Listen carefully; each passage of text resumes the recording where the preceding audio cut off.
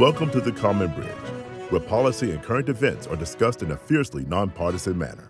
The host, Richard Helppie, is a philanthropist, entrepreneur, and columnist who has over 1 million listeners around the world. His podcast and YouTube show draws guests and audiences across the political spectrum. Welcome to the Common Bridge. We have a very important topic today that is not getting much coverage in the news, and that is the rising tide of fentanyl and other derivatives that are entering the United States that are literally poisoning our youth in their bedrooms. How does this happen? When did it start? What's it about? And more importantly, what can we do about it? And we have with us today an expert in the field, Mr. Derek Maltz. Derek, please welcome to the Common Bridge. I'm really happy that you're with us today. Thanks for inviting me, Rich. Look forward to the discussion. Great. So just to give the audience a little bit of your background, maybe, where were some of your early days and what has your career been like in law enforcement?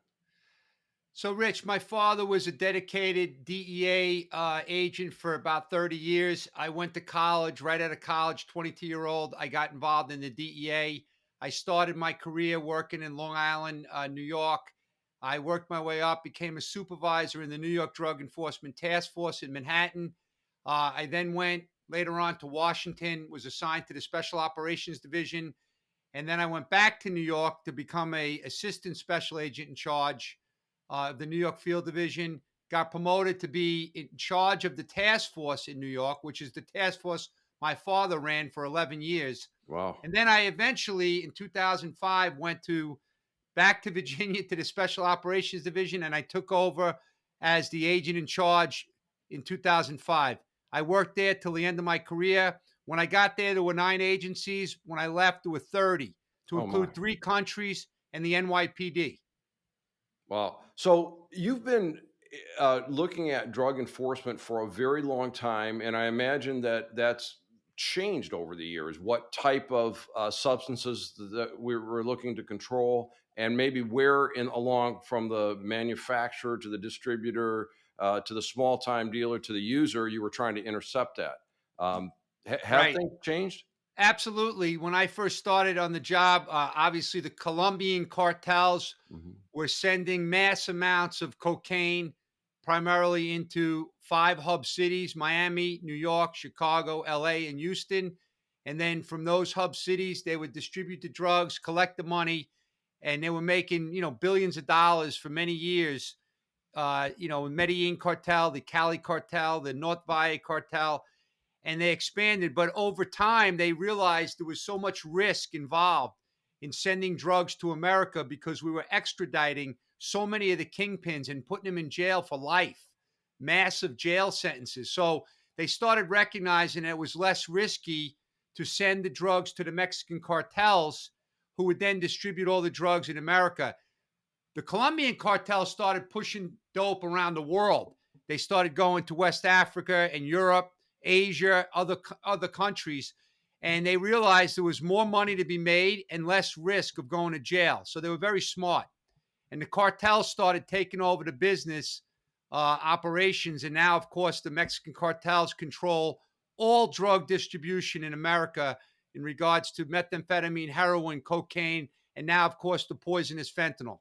Yeah, and I've had guests on my program and other people I've talked to on background talk about the Mexican cartels, and they said, "Look, these are big logistic companies. They'll move drugs, they'll move contraband, and they'll move human beings. It doesn't really matter what the cargo is and what the payload is. If there's a shipper on one side and someone to receive it on the other side, they're very effective at eluding our border protections." Is that Right. is that accurate? Yes, so I wouldn't even call them the Mexican drug cartels anymore. They're really Mexican transnational criminals or terrorists, in my opinion, because they're killing more Americans than any terrorist organization in the history of the country, as far as I know. And they will do anything to make money. And you're exactly right. Right now, the migrant smuggling is making them billions of dollars, and they're moving people, they're doing child trafficking. They're involved with drug trafficking. They're moving all types of contraband into America. and facilitating other criminal groups, because nobody comes across the Mexican border without the cartel's approval. And that means without paying them, you're not getting across the border, or you're taking a big chance on your life. So somebody that wants to migrate um, outside of the law, they not only have to brave the enforcement on the U.S. side of the border. If they don't go through the cartel, they're risking their life by not by taking revenue away from the cartels. Right, absolutely. I mean, you may have seen this on some of the news shows, but right now the cartels are very organized. They're giving the families and the kids wristbands, different colored wristbands in Mexico, so they can keep track of how much money is owed to them. Because right now, I mean, you may pay maybe as little as $3,000 to get across, but in some cases it could be 15, 20,000 or more, depending on what country they're coming from. And what a lot of people don't realize is in America today, at the border, we have folks from over like 150 countries around the world coming in, and they're all paying the cartels. And these are Mexican or Mexico-based cartels exclusively, or are there other? Yes, Okay, so they indeed are a cartel with control of the trafficking of human beings and narcotics and other things over that border. Um, right. you know what's amazing to me as a civilian? We know so much about them. Are they that powerful that all the resources of the United States can't stop it or intercept it or disrupt it? Or are we Great doing a question. job? Great question. First of all, they're very powerful. They're very dangerous. They're equipped like the greatest military in the world. They have the latest and greatest technology, and they have an unlimited budget. They don't have a bureaucracy, but they also have very corrupt government officials that work closely with them in Mexico, in Central America, and help facilitate their operations. And when they go to West Africa, as an example, they're working with corrupt military officials and corrupt government officials over there as well, because they're paying a lot of money for these officials to come on a payroll, right? Hmm. And so that's a requirement. You're not going to be a successful criminal organization without having corrupt government officials working on your payroll. Well, does that include the United States that we have corrupt government officials on our payroll, or is it something else? Well, corruption's everywhere. I mean, look, corruption is around the world and people make individual choices. But yeah, we have corruption here also, Richard. No doubt about it. That's of course disturbing. That what we're trying to do on this show is try to get the issues out, define them, and say what the solution might be. Um, Fentanyl. Now, I know fentanyl is a very powerful drug. It's a great painkiller. I have a little bit of experience in the healthcare industry, not as a clinical person. I'm careful to always point out. Um, but the people that handle the fentanyl in a healthcare setting are oftentimes special teams, two, three people on a team. It's not something that a doctor can order and a nurse can administer because it is so powerful. Um, what can you tell us about the drug itself? Is it protected that way because of addictive qualities or because of the lethality of it, or is it something else? Well, I'm not a doctor, Richard. I mean, quite frankly, prior to like 2005 or six, I really didn't know much about fentanyl. It wasn't until the Mexican cartels started trying to make fentanyl in labs in Toluca, Mexico. And there were several individuals who died in the Chicago area. And it became a crisis for law enforcement because people were dying. And I started learning a little bit more about fentanyl. Obviously, it's a very powerful synthetic opioid that's used for pain in hospitals, and they have patches.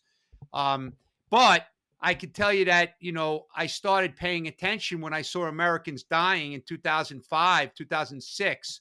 The DEA in Chicago did a great job with the Mexican officials. They shut down the lab and it kind of went away.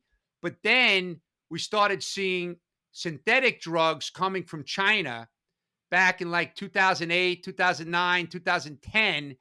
And at the time, it was synthetic cannabinoids and synthetic cathinones. Like we call that K2 spice, synthetic marijuana, Hmm. and then with bath salts. And we had a lot of crazy incidents happening in America where young Americans were having psychotic episodes and respiratory issues, and they were going to the emergency rooms. There was an increase in poison centers being called. And then I started paying a lot more attention to it as well and realized they were coming from Chinese Wuhan style labs where they were making these synthetic drugs and they were hurting our Americans. So we had several initiatives back around 2012, 2011, going against these synthetic drug operations and putting the poison in American streets. And then the administration started putting pressure on China. But what happened was the next thing we saw was deadly fentanyl showing up on the streets in New England and in Florida. And we started seeing lots of Americans dying, and the autopsy reports were coming back as fentanyl. And this is something that I didn't know much about, Richard. And the U.S. government, as far as I'm concerned, I worked in the hub of operations for multiple agencies. We really didn't know a lot about it. And we started learning around 2012 that this fentanyl was hitting the streets all over America, and the cartels started getting involved as well. So if I understand what you're telling me, uh, this is not like, okay, drugs were manufactured for a good purpose. They were stolen and then, distributed through illegal networks.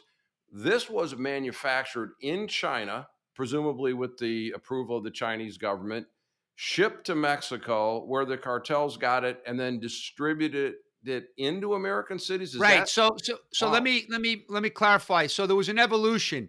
At first, we started seeing exclusively in China, being sold on the internet in the dark web operations, where kids in America were just ordering pure fentanyl directly from China, and U.S. mail services and Federal Express and these other mail entities were shipping these drugs from all over the world, but Chinese labs right into American households, right? Well, so a controlled substance, someone could go on. I don't know. Was Right, but many of these chemical substances were not considered controlled. Certainly not in China, and even in our country, because of the way they were making them and the analogs they were using. And again, I'm not an expert on what was controlled, was what wasn't controlled, but it was primarily being sold in the dark web and the internet. And in China, it wasn't apparently illegal to export these substances. But kids were dying. The American government started paying more attention to it. Over time, they started putting pressure on China. So they were putting pressure not only on the synthetic cannabinoids and cathinones, but now the synthetic fentanyl that was killing at record levels. So what happened was the Chinese started getting smart. They started exporting bulk quantities of this substance from China to Mexico to the cartels, Mhm. and they were selling it for like $3,000 to $5,000 a kilogram. And the Mexican cartels started realizing this was such a profitable market for them because they no longer had to get involved with the entire heroin production process with the opium and the poppy and the weather and the farmers and the destruction of their poppy fields. So they realized buying this stuff and mixing it into these substances in Mexico was a hell of a lot more profitable. And they realized how it was so addicting. So what happened was the cartel started really getting heavily involved with getting the substances directly from China. And then all over time, they started importing chemists and they started making these, Oh, these gee. fentanyl substances themselves. But here's where it gets interesting. Because of the pressure that the previous administration put on the Chinese government, they started reducing the exports, certainly into America, and even the pure fentanyl into Mexico. What they were doing was increasing the exports of the precursor chemicals that were required to produce fentanyl. Now, you got to remember, Richard, the Chinese transnational criminals have like a 30-year relationship with the Mexican cartels for precursor chemicals. When they make methamphetamine in labs in Mexico, a lot of the chemicals come from the Chinese transnational criminals and other Asian countries as well. But they need those precursor chemicals to make these poisonous drugs. That's why not only are we seeing fentanyl poisonings off the chart, we're seeing methamphetamine production and distribution in our country also off the charts. That is just astonishing. That if I understood this correctly, so the Chinese were manufacturing the synthetic fentanyl. The prior administration, Trump administration, put pressure on them. They said, "Okay, we won't do that," but instead they shipped the component parts, the chemicals, to the Mexican cartels through an established supply chain that they had used before for methamphetamine. Exactly. And the Mexican cartels then said, "We'll do the final assembly and shipping." Right. Um, one thing that's how long has this stuff been going on? I mean, if it took 30 years for that supply chain to grow, um, we're talking about what, back to the George W. Bush administration, or how far back are we I looking at? mean, do the math. I'm not exactly sure, but you're talking at least 30 years with the chemicals. This is nothing new. Precursor chemicals coming out of China has been going on forever.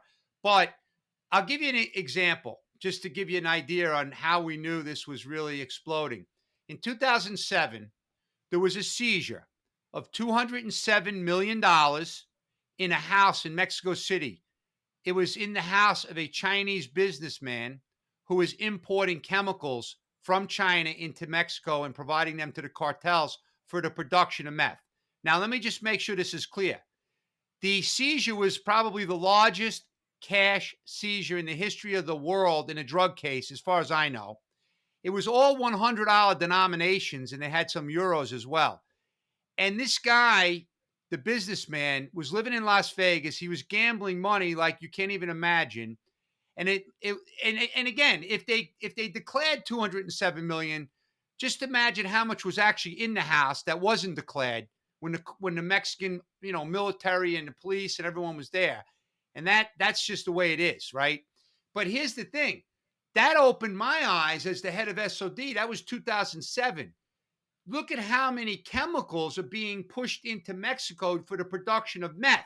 This was before I even realized it was the production of fentanyl as well. Now, What is SOD? SOD is the Special Operations Division. It's a Ah, component of DEA. It's under the Department of Justice.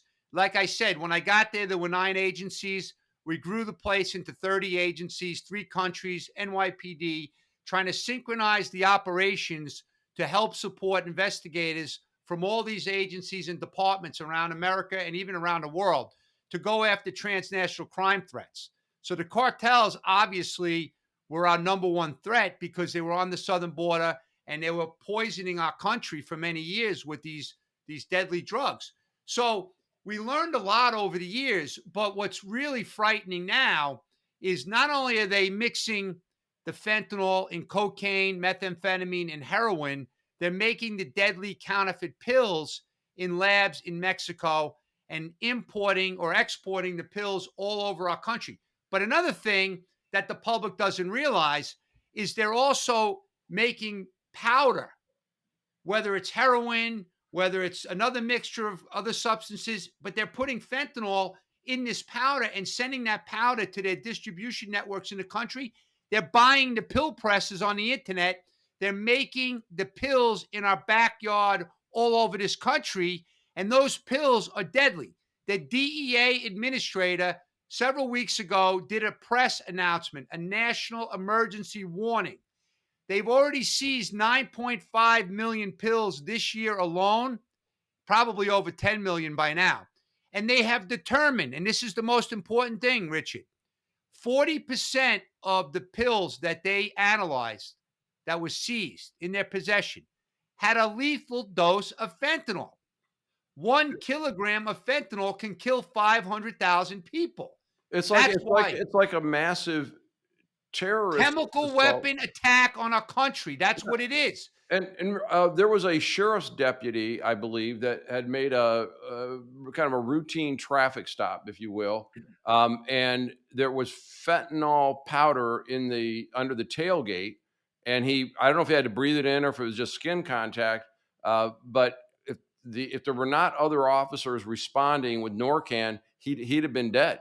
He was Right. on I mean, a big healthy man was on the ground in seconds. The dash cam or the body cam showed that. Are you right. I familiar with saw that that story? video. Was out in San Diego. I saw the video. And we've seen other videos that are similar. And obviously, law enforcement's on the front lines trying to protect the public, and these things can happen. This is a deadly substance. I'm not a doctor, so I don't know what happens when your skin touches the fentanyl. I'm not really familiar with that. What I do know is kids as young as 12 years old are going on social media, ordering up these pills and dying instantly, and their parents are finding them dead every day. I deal with How families. is there any way to get a measure of the magnitude that are we losing 2 kids a day, 5 kids a day? No, no. We have a very good idea. So here's an example.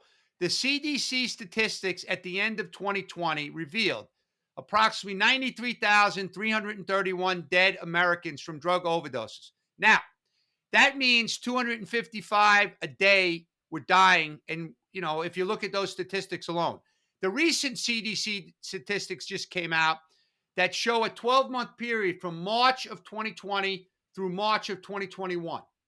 And they're revealing about 97,000 dead Americans. And they're also estimating, because these are provisional numbers, that 99,000 have died over the last 12 months, ending March of 21.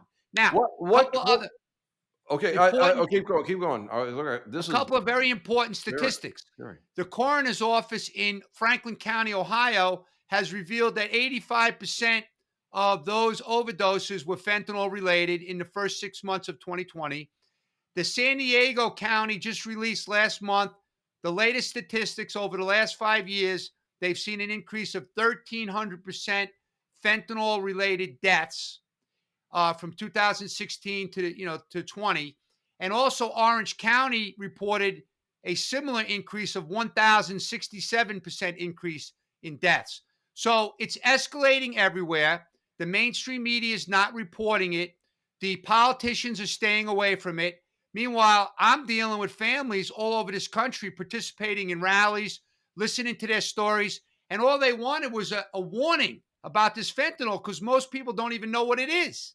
How would a family, let's say someone has a 12-year-old in the house or a couple of teenagers, and if they can order this online or on social media, my experience is that most young people of that age are light years ahead of their parents and their grandparents in terms of Yes, technology. absolutely. What's a parent to do to protect their children? Well, the DEA administrator, as part of our September 30th warning to the public, made it very clear that the social media companies are enhancing the cartel's ability to put these poisonous drugs in the hands of these young kids. So the message has gone out. Hopefully, the Congress and others in government will put some more pressure on the social media companies. But in the meantime, every kid that's out there that has the smartphones are up in their bedroom. They're on all these different social media sites. Maybe they're doing homework in between. Maybe they're watching movies. Maybe they're playing games. That's what kids do, Richard. You go out to dinner with kids. They don't talk anymore. They're on the phones. Everyone knows that. They're texting their friends. They're sending funny memes and stuff like that. But what's dangerous is when kids are up in their bedroom and the parents think that they're doing homework, they could be ordering these fake pills. Like, they think they're getting a Xanax. They think they're getting an oxycodone. They think they're getting a Percocet, a Vicodin. And in reality, what they're getting is a substance that looks very similar, that's coming from labs in Mexico, and the chemicals are coming from China, and our kids are dying at record levels. They're destroying our future generation, and nobody's talking about it. Well, let's break down that business model. If I'm a purveyor of narcotics, I want to hook my customer, but I don't want to kill them. Yes, So 100%. how I don't understand, why would they make fatal doses? Wouldn't they want that child to be ordering more? Great question. That's the number one question I get all the time. So you got to realize that the Mexican cartels only care about one thing: making as much money as they can. They do not care about the American lives. They do not care that these kids are dying. They care about their business operations. And right now, it's exploding off the charts. They're making billions of dollars. Now, what's happening is, because it's so cheap for them to buy or make the fentanyl, and because it's so potent, they could put it in these other substances, and they don't have to worry about it because this stuff is really addictive, right? So when a kid takes this stuff, they don't always die, you know. There might be a better mixture, less potent, okay? But they don't have FDA certified chemists mixing this stuff either, Richard. And I don't think they realize yet, and they will perfect and do much better. But here's what I just told you. Remember, they're shipping the powder into these facilities all over our country in people's houses. These drug distribution networks, they have no way to determine how much fentanyl is in this powder. They're making the pills. They don't know. So we're giving them too much credit. All they know is that customers are lining up at these retail spots for their pills, for their heroin, for their meth, for their cocaine. That's all that they know. Business is going through the roof. Now, on the other hand, the Chinese transnational criminals, there are many that believe, including myself, I cannot prove it in a courtroom, but based on circumstantial evidence and the unrestricted warfare model that's based in China with the Communist Party, this is a very easy plan that's being executed by the Chinese because they're killing off our future generation. The Mexican cartels are doing the dirty work right now by doing the actual manufacturing and distribution of the poison. And China's sitting back, making money, and watching America suffer. And this is their plan. They can't bomb our country right now. They're not going to send armies into the streets of America and start shooting up people, but they can engage in this chemical weapon attack and use the cartels to execute their plan. And that's what I believe is happening. So let me just make sure I have this full circle. So you have the money starts with the end user in the United States of America that goes to someone in the United States that's using the powder to press pills that they have uncertain quality on it, to be mild about it. That powder's coming from Mexico, shipped by the Mexican cartels, and the base chemicals are coming from Chinese transnational criminals that are shipping it in. So the Right. money goes from the end user in the United States to the packagers, if you will, in the U.S., to the cartels, back to China. And Okay, so let me interrupt you because this is probably one I'm of the trying to most I'm trying to important. follow the money. Okay, Yeah. I get So, that at the all right. end So of it, this what I'm getting at now. yeah. So what's brand new? It's only been a few years now. It's new to me, but I've learned a lot. So guess who now has taken over the money laundering services for the Mexican cartels? The Chinese transnational criminals. So what they've done is they send these guys that sit in Mexico City with the cartels, and then when there's a pickup to be made in Chicago, let's say for $1 million cash. So the drug organization has $1 million in cash. Instead of going to the banks and putting the money in the banks and creating a record and a paper trail for law enforcement, they turned the $1 million over to a bunch of Chinese national young kids, students that are here legally to go to college. Those students are picking up duffel bags and suitcases of cash, bringing the cash to Chinese businessmen in this country that are in need of cash because there's export laws in China. You can only bring $50,000 of cash out of Beijing. So they get the cash here in America. They use their banking apps and their encrypted communications with WeChat and WePay, and they send money from one Chinese business account for that $1 million. So here's how it works. I get the $1 million. I get on my phone. I send Richard $1 million from my bank account in China to Richard's bank account in China. So I've just moved the money from one Chinese account to Richard. Richard then goes and buys $1 million worth of consumer goods because he has a business that does computer sales, T-shirts, sneakers, toys, right? Richard then puts together a $1 million order and he ships it to Mexico. They get the container. They sell the $1 million of goods for $2 million. They take $1 million and give it to the cartels. So they just laundered the money, and the money's not even going through the U.S. banking system. So that's creating another problem for law enforcement because Now, China, the Chinese criminals are providing two critical services: the money laundering and the chemicals. Because without the money laundering and without the chemicals, the cartels can't kill our kids. So you see how it's getting more and more complex, right? Indeed, and that's what again, I remember I am a civilian here, but I do know that, throughout the course of the history in the country, we took on, gangs in the 1940s, and we took on the Colombian cartels. This sounds far worse, and not only for the current amount of havoc that's being brought upon the country, the the the rails, if you will, to put the next thing on, the next product. Um, Right, exactly. And that's what I saw, the evolution from the synthetic drugs that were being made in the labs in China, the K2 and the spice and the bath salts. As soon as that became a problem for the Chinese, they switched to the fentanyl and then they switched to the chemicals.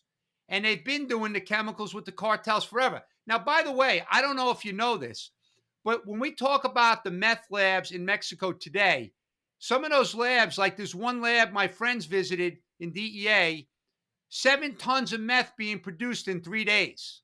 oh my God. That's what's hitting the streets, not only in America, but around the world.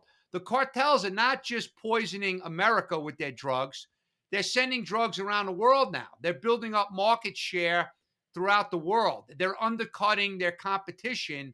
And like I said, they're making billions. But what's helping their operations is the current migrant crisis. They're making so much more money now on the migrants coming to America, and they're making so much money from the human trafficking and the other stuff going on the border. So business is booming. But Richard, to be honest, with the worst part about it is the public's not being informed. So thank you for at least trying to get the message out, because it's really something that should be public service announcements. Families need to know that their kids could be up in the bedroom buying poison on Snapchat or Instagram or one of the social media, locations, right? So we have to really educate the public, because the families that I deal with, they're all saying the same thing. I wish I had a warning. I wish I could have educated my kids. Why didn't anybody tell me about this? And by the way, let me make something really clear to your listeners. What I'm talking about is not a red or a blue issue. It's a red, white, and blue issue. It's impacting everyone in America, all socioeconomic backgrounds, all races, all colors. It doesn't matter. Matter of fact, I was at a rally in Maryland for the African American community, and they were explaining to me how they're just getting left in the dark, like nobody's even talking about that community. And there's reports that are being put out now how the African American community is being hit the hardest. There was one report on NPR News that showed that in the years 2018 to 2019, there was a 38% increase in fentanyl deaths in the African American community. So again, this can't be politicized. It's a national security situation. Remember back in 1982 when the Tylenol was poisoned with cyanide and it was 7 Americans that died in Chicago? And every Mhm. day when you went onto the news, whether it was a print or watching TV, you saw the Tylenol poisoning scandal. And they did recalls, and everyone in America knew about it. Now we're losing 250, 260, 270 kids a day, and nobody's even talking about it. And the government is still misleading the public by talking about opioid overdoses. No, this is not overdoses. This is murders, poisoning, and drug induced homicides. Much different than what we dealt with in the past. I think the parallel with the Tylenol, which I think some at the root of that, if memory serves me correctly, it was I don't remember who the perp was on this, was a spouse trying to kill their spouse and make it look like it was just a broader issue. But after that, yeah, we had all the caps on over the counter meds, and all the seals and that type of thing. Um, since these things are not being sold at CVS or Walgreens or Rite Aid, when we can't get to the packaging, what's the attack points in order to stop this? Well, What should our law enforcement and government be doing to address this problem? great question. So, number one, I literally have been talking about declaring the Mexican cartels as a terrorist organization for several years now. As a matter of fact, I went to Ohio and testified in the Congress and the Senate in Ohio, along with a mother who lost her daughter and a national news reporter who came out as well.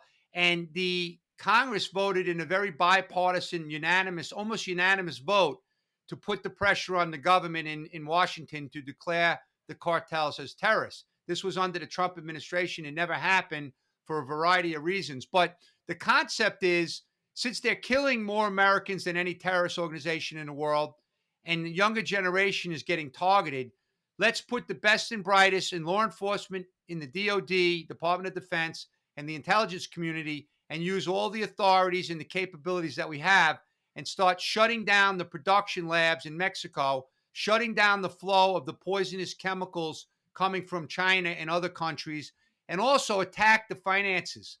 Attack the finances like they've never been attacked before. But we can only do this if we get the government support and we get the government focus. Right now, we're not focused. We're relying on talking points from 10 years ago. Like overprescribing is old news. Yeah, there are doctors that are still trying to make a buck and they're doing this prescription stuff. But in reality, the sad part, Richard, is that there are people in America suffering with dramatic pain that can't even get opioids now. Yeah, right. Because Exactly right. the Yeah. government has done a good job of cracking down at the overprescribing, but now, unfortunately, many professional doctors are afraid to give the patients these pills. Yeah, and That's Derek, what's really tragic about this, and this is one of the reasons I'm doing this show, and our audience is growing. All I mean, we don't have 60 minutes numbers yet, I like to think, but uh, um, that if you look at our partisanship has gotten to the point where with the Reds get in power, the Blues get in power, and they use the levers of government to increase their political power. Case in point, the Department of Justice says they're going to start literally looking at PTA moms who show up at school board meetings because they want to talk about the curriculum. right. Yet, and which is they've got, let's just say they've got 40% of the country that thinks that's a good idea because they disagree with what those PTA moms are saying. 100% of America would say we need to stop the manufacture and distribution of these substances. And Yes. if the DOJ, by declaring them terrorist organizations, would propel us in that direction, let's do it. And let's do it without delay. And So, Richard, I don't care what they declare them. I just want to see the focus and the resources applied to them. I know that the Deputy Attorney General, Lisa Monaco, had a press conference on September 30th with the DEA Administrator, Ann Milgram. They both did a very good job. They said all the right things. The Deputy Attorney General said that the Department of Justice top priority is to keep our Americans safe. So now we have to hold them all accountable for delivering results. We need a plan. We can't just have press conferences. We have to have a plan and we have to execute the plan and we have to hold people accountable. So, as an example, if the DEA and the Homeland Security investigations are the two primary law enforcement agencies in the federal government that work on cases against the Mexican cartels, they should partner up. They should get task forces set up with other agencies that add value like ATF and the Marshals, FBI, and then work with the state and locals and then unite with the right people in the military and the right people in the intel community and get a plan and then have accountability measures. What are we doing? Are we seeing a decline in deaths? The medical professionals need to get way more involved with putting out really important messages. We got to get the drug czar's office to start putting PSAs on in primetime news amen. and TV and get some athletes, get professional athletes from the NFL, the NHL, the NBA, the Major League Baseball. They care about kids. The kids love them. They look up to them. Let's get some athletes to do a couple commercials about the poisonous fentanyl that's going to kill you. Some influencers and some rappers and some musicians and everybody Exactly. that's in there. Yeah, absolutely.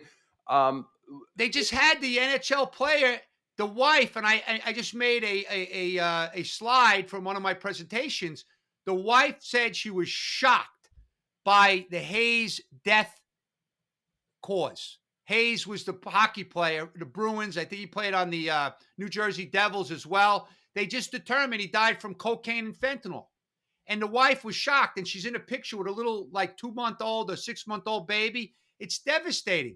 Michael Williams, the actor from The Wire, the African-American man who died, he was a great actor.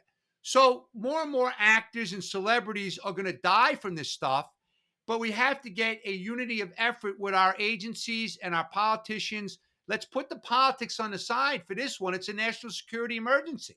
So would your recommendation for our listeners and viewers be this? Look, whether you're represented in Congress by a Democrat, a Republican, an independent, or someone else, or in the United States Senate or in the state houses, call, write, email, Yes. and tell them that we need to eradicate this. They need to be public about it. It's politically, it's an easy win Yes. for 100%. for those groups. So let me just ask my listeners and viewers to do just that. It's very easy to get in touch with your legislators. They all have websites, and all the websites have a place for contact. And tell them you want to get the fentanyl off the streets of America and out of the bedrooms of our kids, and go after those that are responsible for perpetuating this. Derek, as we kind of come to the close here, anything else that you could advise our listeners and viewers to do, or is there anything that we didn't talk about today that we probably should have? Well, we talked about a lot, but I want to tell you one thing just to put it in perspective. First of all the listeners, just go watch Dead on Arrival. It's a new documentary that's out on YouTube. It's about 16 minutes, 17 minutes long, so there's no excuse. It's very short. And there's some devastating stories that have come out from the parents about how they lost their loved ones to this poison. And I know the parents very well because I work with them. And I want to give you a quick story.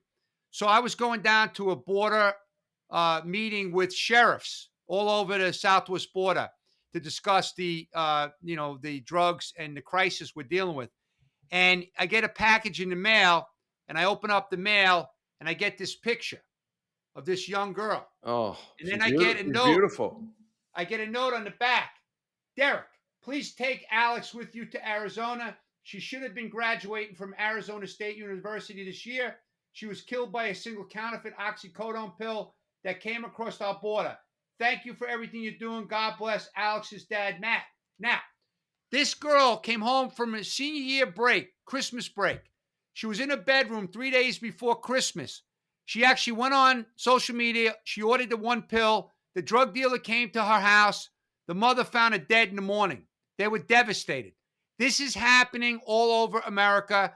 And Alex was like 20, but this is happening to kids that are 12. So parents have to get involved with the schools. Like, I have a question for your listeners. Is it okay to teach critical race theory to kids, but you're not teaching them about poisonous fentanyl on the internet and all over our communities? And why is the supply chain crisis escalating every day, where boats are out there in the oceans where we can't get wood, we can't get refrigerators and freezers, but the cartels can operate with impunity and dump like a tsunami of poisonous drugs in our country? I think the average American would be pissed off at that, Richard. I'm pissed off, as you can see, because people like this don't get a chance. Kids make mistakes. They're not supposed to die from mistakes. They're supposed to learn from mistakes. We all made mistakes, and we learned from mistakes. Absolutely. Look, it's a far cry from 50 years ago when somebody was smoking pot. Yep, that may be a correctable action or not, Right. but not something with the deadly consequences of this. And look, the part of this show, it's about being fiercely nonpartisan. And as you educate me about this, that fierce part really comes to the fore. It's like, come on, Democrats, come on, Republicans, come Right. on, independents, come on, everybody that's got a voice here. If you're supposed to be in the news reporting business, report it. We have a real problem ahead of us. It's in our, not even only ahead of us, it's here today. Nobody can argue the other side of this. Nobody can argue that this is a good thing. Where you take some of the other things we talk about, like what's being taught in the classrooms, people can argue one side or the other, Right. and disagree. We can evaluate Great what's point. going on with the supply chain, who's to blame, what's to be done. Those are agreements that can be made on disagreements that can be made on the facts that can be made based on the politics. All right, that's part of a free society. But fiercely nonpartisan, can we all agree that getting rid of things that kill innocent people would be a good thing? And that's Right. where our government needs to be focused. That's where our news reporting needs to be focused.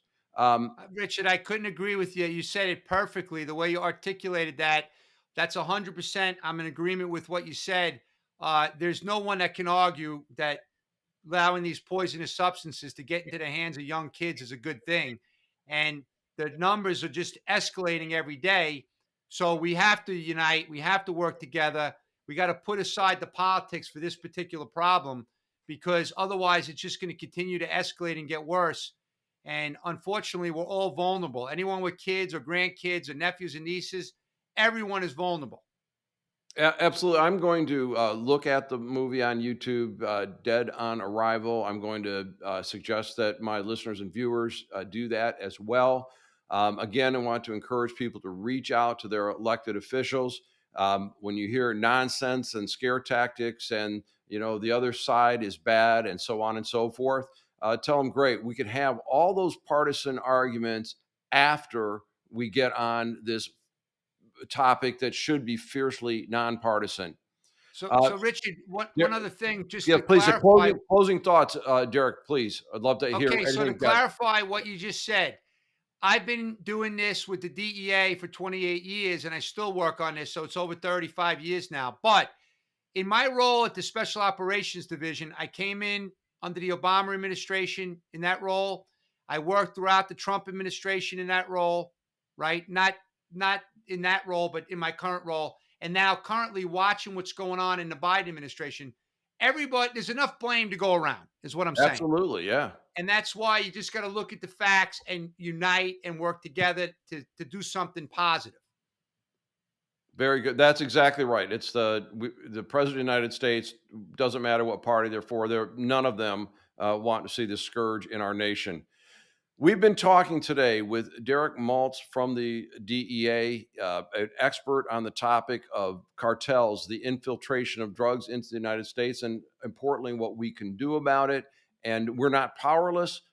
Those that we elect do work for us. We need to let them know it's time to start doing your job and doing it better. Those that are reporting to us need to begin to be journalists again and do their job. This is Rich Helppie with our special guest, Derek Maltz, signing off on The Common Bridge.